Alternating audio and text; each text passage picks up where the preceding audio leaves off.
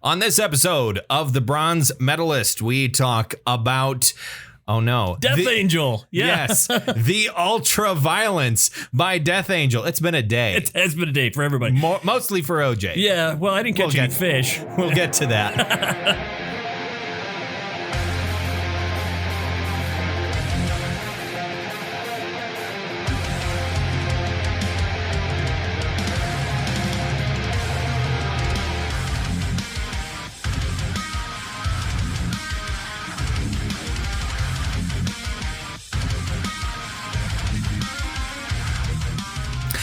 Hi, everyone. Welcome to another episode of the Bronze Medalist Podcast. I'm Kale. I'm OJ. We're two professional broadcasters. We like metal. We like to talk about it. And I feel like it's been a while. No, please don't. It's been a little bit. We're recording late. I uploaded late. Yeah. It was a weird, busy week. It was. Plans got made and canceled and changed. Things exploded. Uh-huh. You heard the person at our office does not have COVID. Yes, I heard that. Okay, good. But I still decided it was so the beginning of the week, right? I have a wedding reception that I'm planning on going to tonight, the night we're recording. To MC for my buddy, whom I love dearly and don't get to see very often. But then we have one of the people in our office listed as a close contact for somebody who's positive with COVID-19. So that's kind of like waiting for the test to come back. If she's negative, maybe I'll go. And then it was Wednesday afternoon, and I'm just I'm looking for reasons not to go because I don't feel super comfortable, and I feel bad. Yeah, because your friend. Yeah, he's one of my best friends from high school, and I never get to see him anymore. And it would have been the first, one of the first times I'd get to see him in forever. And it's a big, important night for him, and I want to be there, but it didn't seem like the responsible thing for me to do. I'm sure there's a lot of people that are going and are there right now tonight that maybe are working from home or, whatever their situation is, where even if they get sick, where they're going back to, they're not exposing other people. Right. And that's not the case with you. Yeah. Where I'm going back to, I might get everybody else in our very small office sick. Yeah. And for different reasons this time. Yeah. Yes, for different reasons than that time I gave everybody super AIDS. Yeah. That one just goes straight to AIDS. You don't get HIV and then get AIDS. No, it goes straight to AIDS. Wow. Yeah. You don't. There's not even a virus. Yeah. It's just I just touch and it magically transfers. Right. It's like a disease in D&D. It's like an ill humor, right? It's There's bad air. You're breathing bad air. Yeah. But yeah, it didn't seem like the responsible thing to do. So instead, I went down to the lake, put about, I don't know how many miles, but I was out on the water in the kayak yesterday for about 4 hours. I bought a kayak. He did buy He finally bought the kayak. We haven't recorded since since that happened. I bought a kayak. I took it out last weekend, and then I took it out yesterday. And I put some miles on it. I was happy with that. My traps are killing me right now, but but it's good for you. Yeah, it feels good, and everything about it is good. It's good, and the best thing is your legs don't get sore. Right, it's your upper body, which that's fine. Like I'm fine with upper body soreness. If my legs are sore and tired, that ruins your whole fucking day. You can't do anything. You're immobile. Yeah. That's why people hate leg day is because you can't because everything hurts. Sure. Because you're having to move because you're a human being. But no, I really enjoy it. It's relaxing. It's beautiful. There's a moment where I was going along the shore of Lake Skakawea and just paddling along the shore. And I put the paddle down for a second and I was just coasting. And all I could hear was just the slightest sound of the breeze rustling through the leaves on the shoreline. Nice. It was just perfectly dead silent because there was hardly any wind at all yesterday. It was like dead calm. And it was a weekday, so there weren't too many boats out. Yeah, there was like no, I hardly saw any boats. Didn't really see very many people, although immediately the next bay over from that beautiful quiet moment, there was a family yelling at each other. So I kind of spoiled that until I moved past. And then there was like an old, like a guy who's probably 65 or 70 with a folding chair in his kayak, and he was up on the shore, and he was, sitting in the shade, kind of looks up at me, he's like, hey, like, howdy, nice day, isn't it? Beautiful day. And I just, in my head, I was like, this guy is an old fucking hippie. Yeah. He's high off his ass right now. He gave off that vibe that he was completely fried. I thought maybe you were going to say, this guy right here, that's me in 50 years. God, I hope so. He seemed cool. He seemed real cool. Yeah. I want to be a cool old dude. Yeah, with a kayak. With a kayak. Yeah, absolutely. I want to be a cool old kayak dude. Now, if you send me a message or you call me, that's the thing that comes up on my phone. Is a kayak. Is a kayak, yeah. Yeah. That's now my avatar on your phone. Is a kayak. I suppose. I mean, hey, I've got pictures of the one that I own now, so I suppose you could set that. It's not a kayak, it's Kale's kayak. Kale's kayak. Well, actually what I did was I screenshotted the picture you told me of the kayak you were buying. Oh my God. So I just used that. I'm now kayak guy. This is okay. That's fine. I'm all right with this. Yeah. I'm okay with this being my thing. Yeah, that's what I did yesterday. And then this morning I went fishing with my dad. Caught 3 walleyes that were keepers. He caught 3 walleyes that were keepers. We both caught a shitload of other fish that we threw back. Yeah. It was a good morning. We got rained on a little bit. Had some rain gear in the boat. Had some moments where it was like, that lightning's far enough away. Right. Right. But yeah, that was early in the morning. There was a tiny little storm that popped up that was hovering over like Turtle Lake, I think, that we could see because everything's a lot closer together than you think in central North Dakota. Right. Like growing up, I was like, oh, this all seems fairly far away. And then you get to some place that has some sort of height and you're like, oh, this is all like right fucking next to each other. These things are all like literally next to each other. You fly over in an airplane, you go, oh, I didn't realize that's like walking distance. I feel like you can practically see the dam when you're taking off from Bismarck. You can see the Garrison Dam taking off from Bismarck. That's 100 miles away almost, isn't it? Yeah. Yeah. Yeah. I don't know if you can quite. There was something last year when we were going to Vegas taking off. I was like, oh wow, I can see that from here. Interesting. Wow. But holy shit, is that Quebec? That's Canada over there. That is. But yeah, it was fishing. It was a good time. Good time. Had fun. Meanwhile, in Minot, things exploded. Literally, at work. Shit exploded. Yeah. This morning it was Jeff, my cohort in the morning, sent me a message. Yeah, I'm out fixing the transmitter. And then apparently between that moment and the moment he sent me the message saying, yeah, we're not going to be on until later in the day, things literally exploded in his face. Oh my God. So yeah. We had to get Bart's from Fargo to drive up with a temporary unit. We're like 300 or 500 watts. Oh, wow. We're normally at like 5,000. Jesus Christ. So we're basically shortwave radio. Well, I mean, and that was the GO. That was the country station. That was not the zoo station. Because my uncle was complaining earlier today about how there's at points where he can't get the zoo. He can't get the rock station at certain parts of the lake. And I'm like, you're on the fucking lake. You're in a low spot. Deal with it. He's like, you guys gotta up your amperage or your wattage or whatever. And I'm like, no, not now. Completely unaware that something exploded at work. Like I said, I feel kind of bad I wasn't there to help, with damage control. Yeah. But I'm also glad I wasn't there so I didn't have to deal with any of it. Yeah. That sounds like quite the day. Also, in the midst of that, I got a message saying that my niece had a baby this morning. Did you know she was pregnant? Yes. Okay. I found out she was pregnant before my wife found out she was pregnant, and that's her sister's child. Oh. And because on Instagram, I'm like going, and for some reason I started following her on Instagram. Yeah. And I'm going through one day and I go, and she goes, look, baby bump. I'm like, what? What? Roberta? Did you know about this? Actually, no. It was way worse because she was talking to her sister, and her sister said, "Did you know that? Did you know she's pregnant?" And my wife pulls the phone away. She's pregnant, and I went, "Oh yeah, I know."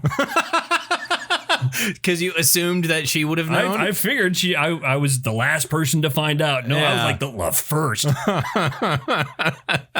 Yeah. That's always the weirdest thing. Because I feel like I'm in that situation a lot too. Because I don't look at social media a whole lot. Or at least I don't pay attention. I'm just kind of mindlessly scrolling through it. A little bit of drool leaks out. Sure. And like my mom will tell me like, "Oh, did you hear about this thing that your classmate's doing or this thing that's your classmate's doing?" I'm like, "No, I had no idea. I had no idea that was." I'm always the last person to find out about any of that stuff. There's a friend I had in high school who was dating this girl for a long time. And I don't think I found out that those two had broken up until like 2 years later. Really? Yeah, that happens to me a lot because I don't pay attention. Yeah, I learned that the hard way working at a bar where a lot of old people come and play bingo. Never ask, how's the spouse that's not here right now? Because inevitably dead. That person is dead.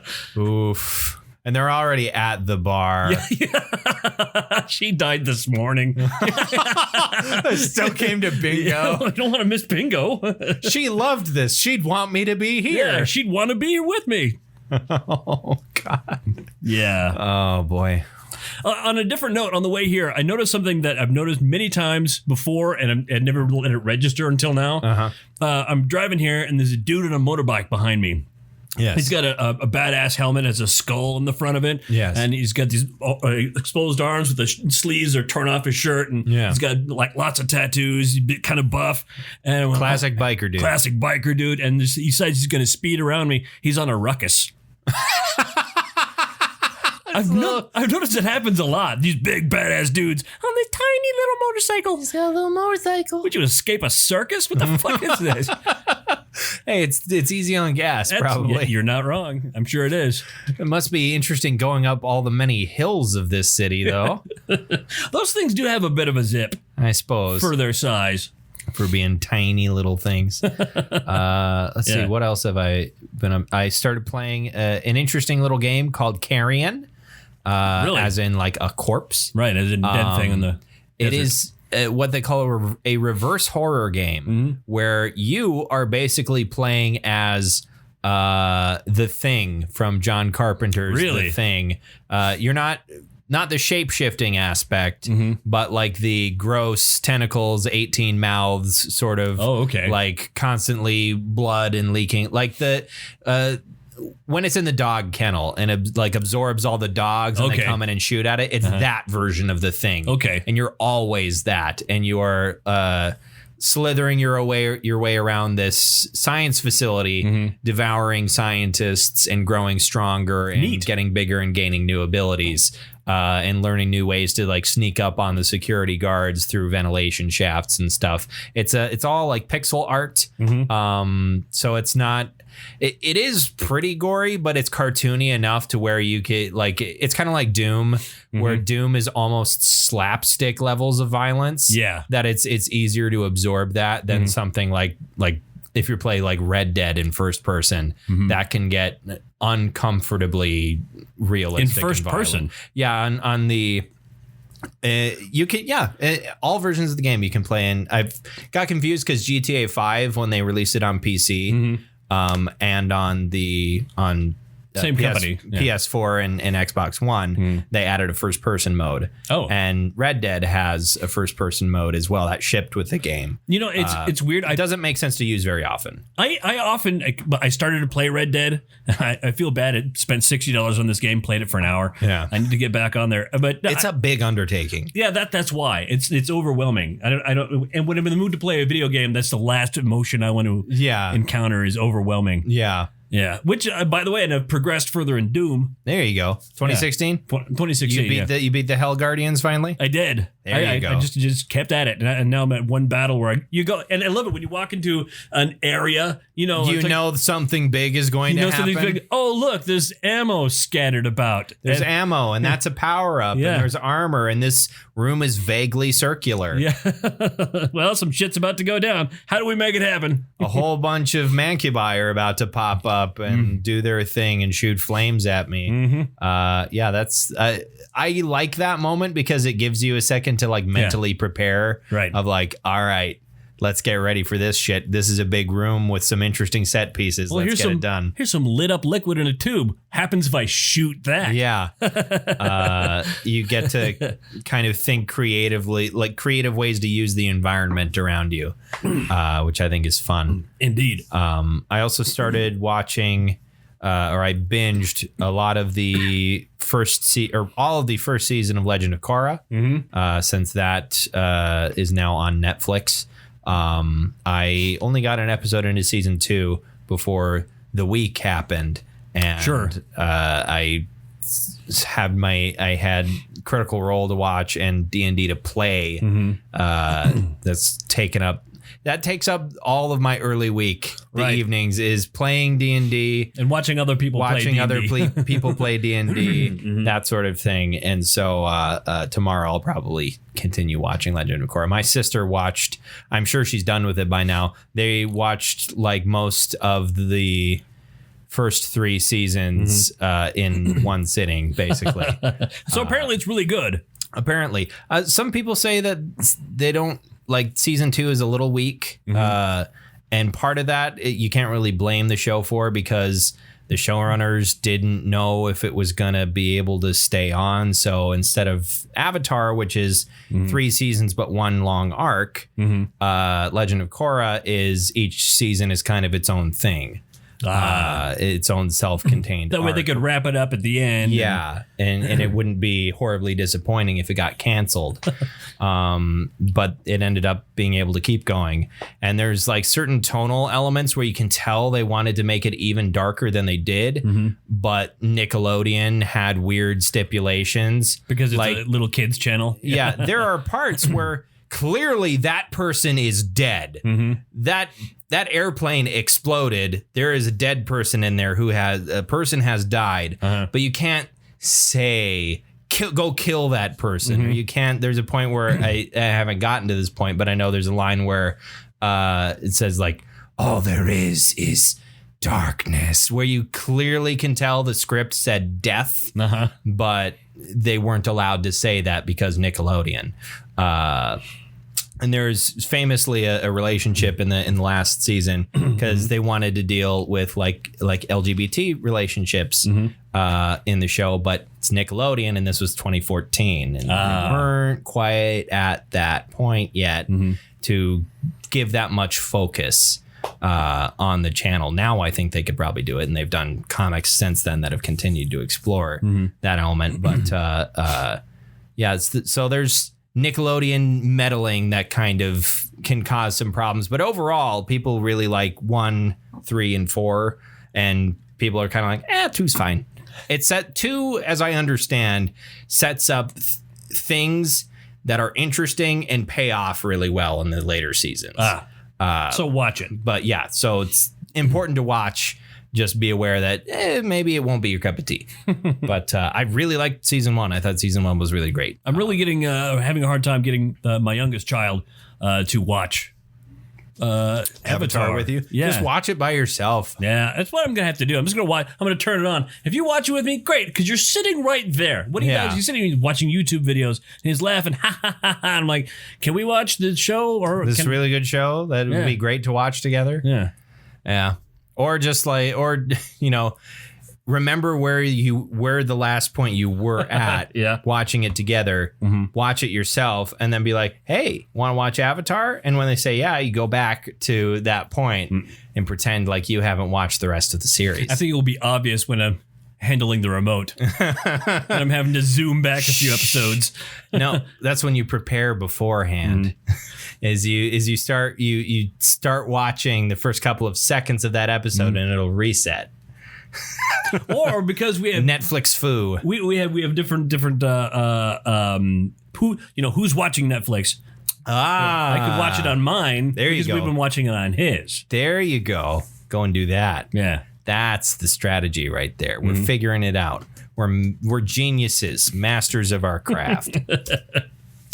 Speaking of masters of crafts, Death Angel, a Bay Area thrash metal band, one of the prominent Bay Area thrash metal bands, and a band that is often listed on what you may call a Big Eight. Yeah, supposedly. Let's see. Who does Wikipedia list in the Big Eight? They're saying Metallica, Megadeth, Slayer, Anthrax, Testament, Exodus, Overkill, Death Angel. Do you agree with that? Yeah. Okay. I'm done with that. As a Big Eight. Yeah. Yep. I think that's a good lineup there. I would see that show. Hell, wow, that'd be a long show. That's a festival. That's a festival. That's a festival, good sir. That is not a show. Which one of those bands is the 11 a.m. band? That's a great question. Yeah, who opens that show? like that show that Anvil did in Japan. I feel like Overkill opens that show. Overkill might open this. Well, now Overkill, they're in their 60s now, so I feel like they would have to open the show because they won't have the energy. Yeah, keep doing it afterwards. Bedtime. 3 o'clock. 3 o'clock. We gotta go to bed, man. Certainly, if this was in the the year that this album came out, Death Angel would be the opener, probably, because they were all under the age of 20. Yeah, they were. Their drummer was 14. 14 years old, making a studio thrash metal album. And it had like their previous like tapes, demo tapes and whatnot, had enough success basically to already put them in like a certain level of standing in the Bay Area thrash scene, which is ludicrous to me that you accomplishing that in your late teens. And now, ladies and gentlemen, here's some children. Look at these kids. They're gonna rock your face off. I remember when I got this. Here's the funny thing. A friend of mine told me there's this really cool Filipino metal band. They're called Death Angel. Well, I was living in the Philippines at the time, so I misunderstood. You were expecting that they were Filipino living in the Philippines. Right, and that's what I thought. Wow, these guys are great. These guys could do well stateside. I think they can pull it off. But rather, they were just Filipino. They were just people of Filipino descent who lived in San Francisco. In the United States. Yeah. But yeah, so this came out in 1987. Yes. They had some previous tapes that had come out. This is their first full-length album. And they would launch on a tour, basically. I'm just reading off Wikipedia at this point. With like Exodus, Destruction, Voivod, Sacrifice, Whiplash. Fucking international tour there. Yeah. Like it's just crazy how much success they would achieve, and then how short-lived that original period of the band would be. Well, something shitty happened. I haven't read that far. So what happened to them? Why did they break up in 1991? Because I know that's where the story stops for a while. Is 91? They had a bus crash, almost killed. Their guitar player.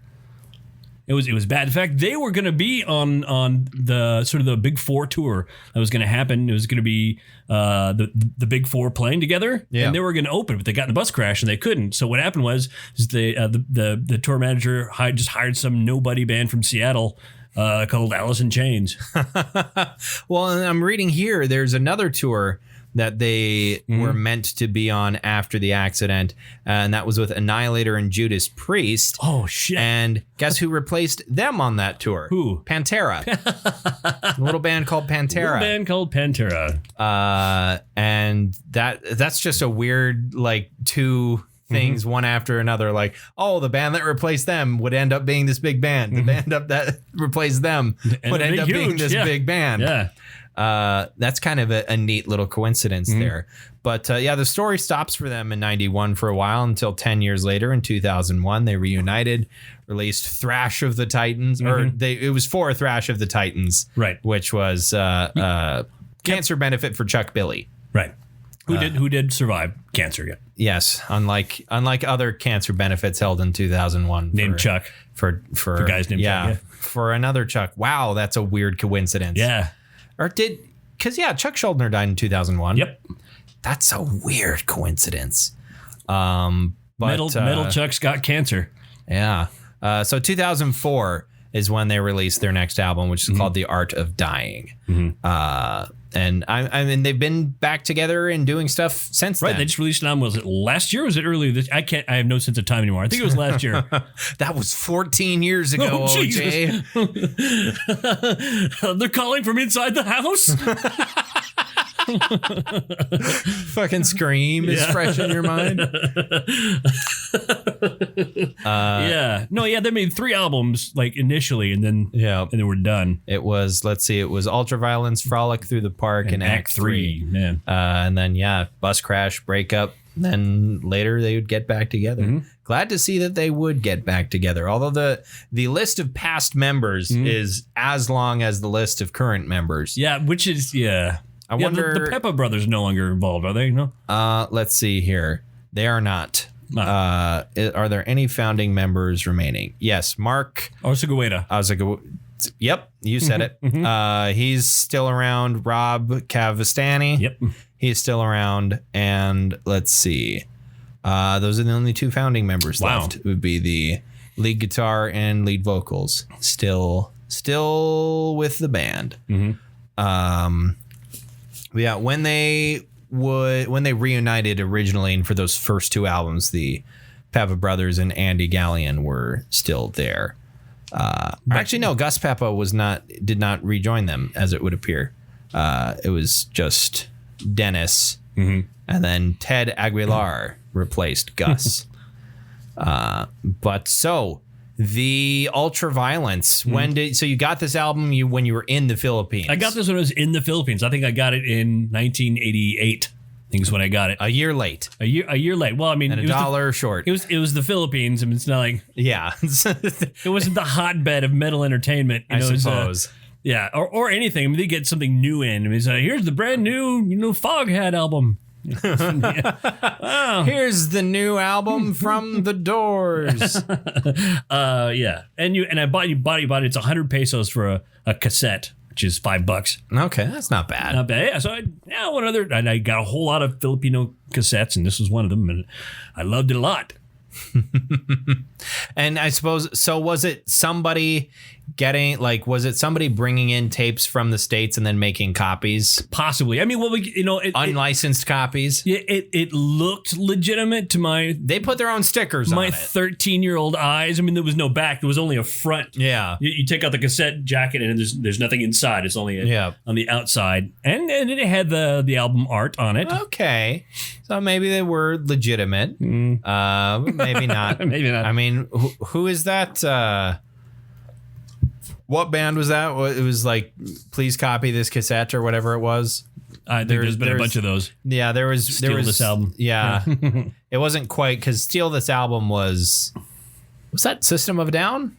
Yeah. That said Steal This Album. There's been a couple of those. It was specifically referring to pirating it online, so it would have been of the internet age. I think it was like the Dead Kennedys or something like that, maybe, that were encouraging people on the cover of the tape to make copies of it, basically.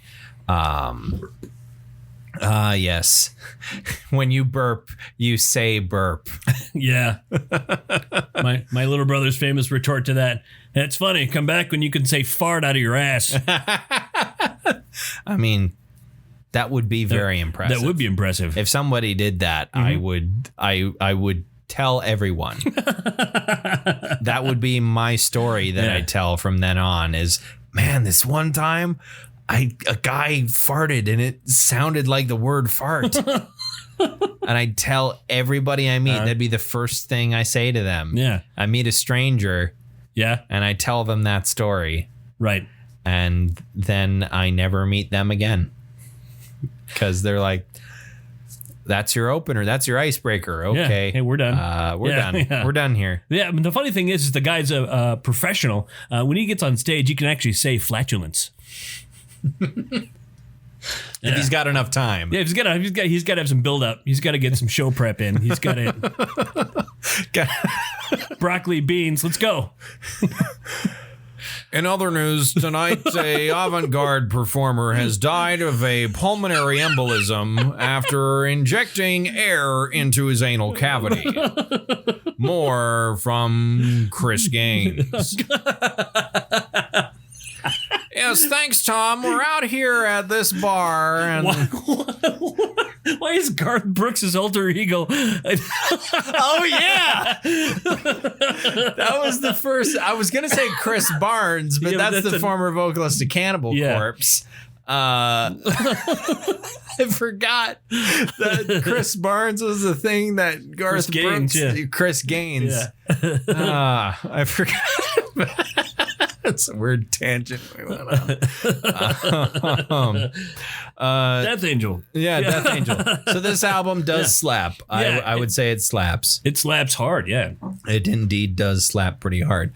I was kind of looking around. I didn't do a whole lot of prep for this, even though we're a couple days late, but fuck me. This album seems to, have a pretty normal score for an album that's not a piece of shit. Yeah. I think it was 79 or hovering around 80 basically. Yeah. Tends to be where most of them end up is around 80, which I think is perfectly appropriate. What's your favorite song on this album? The title track. I love it because that opening. I learned how to play that on acoustic guitar immediately. I'm like, I'm a guitar player now. And I like that. I like Mistress of Pain. Mistress of Pain. Yeah. I like the title track a lot because it's weird to have a 10-minute long thrash metal instrumental. Yeah. I don't think I've heard that before. And it's the title track of the album. It's the title track is 10 minutes. It's an instrumental. These guys are all under the age of 20. These are kids. Some fucking ballsy moves, I think, to be like this is our first studio album. Somebody is giving us money to step into a recording booth and make the most out of it. We're just going to noodle around for 10 minutes. And you're going to like it, damn it. And it's going to be fucking awesome. That seriously ballsy, and I'm very impressed with that. I was very fond of the riffage in Evil Priest. Yeah, that is a great song. I'm listing that maybe because it's the most Slayer-like, I feel. It's one of the most Slayer, like it reminded me, I was listening to it, I was like, that's kind of a Slayer riff. I really dig it. But they tend to be a lot of their other material and parts of Evil Priest as well tends to have a bit more rock and roll, a bit more groove to it than something like Slayer, which is just chaos for the most part. It's awesome and extremely heavy, but Slayer tends to be a lot more chaotic and doesn't have as many hooks in it. Whereas this has a lot of hooks to it, I think. Sure. Lots of parts where you go, you kind of want to do like a you sort of rock and roll sort of stuff. You know what I'm talking about. Yeah, you know what I mean. You know what I mean. I thought it was garbage can. On fire garbage can. Could be a nursery. You know what I mean. But I was really it's kind of interesting because at this point, it's 1987. Which means I was a year younger than their drummer. I suppose. But it's 87. When did Scream Bloody Gore come out? Scream Bloody Gore? I think that was 86, I want to say. Yeah.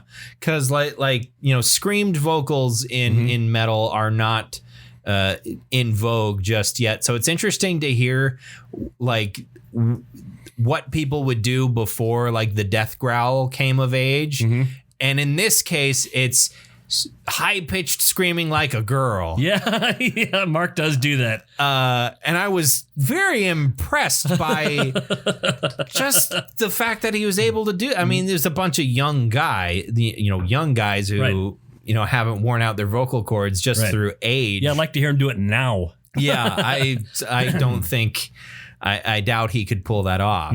But and then there was what song? I think it was Kill As One. There was a part where he held this really high note. Yeah. And then went into a scream at the end of it. And I was really impressed by that.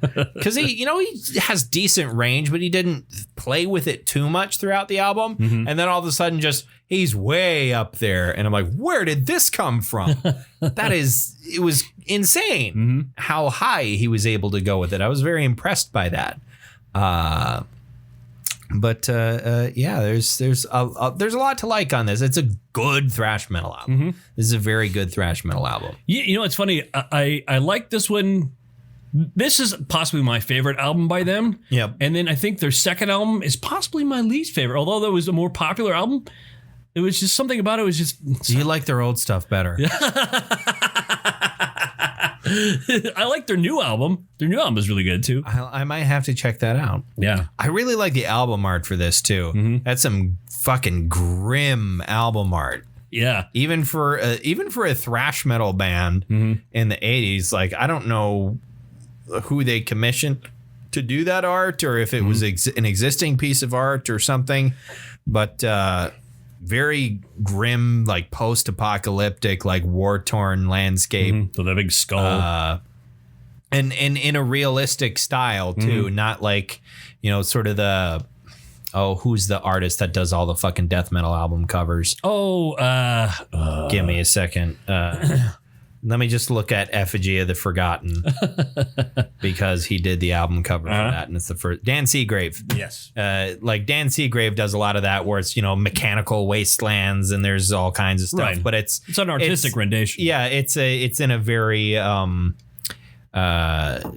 artistic style, for lack of a better word, because I don't know art terms.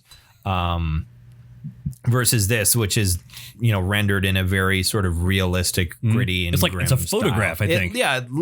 If it is not actually a photograph, I think maybe the buildings in the background are a photograph, and that might be like London during the Blitz, or Dresden or something post firebombing, and the skull is probably added in, or maybe not. Maybe Who not. knows? Oh, look. A skull. Yeah. Get on the ground. Take a photo. I mean, it is in color, so but it might have been colorized or something like that. I don't know.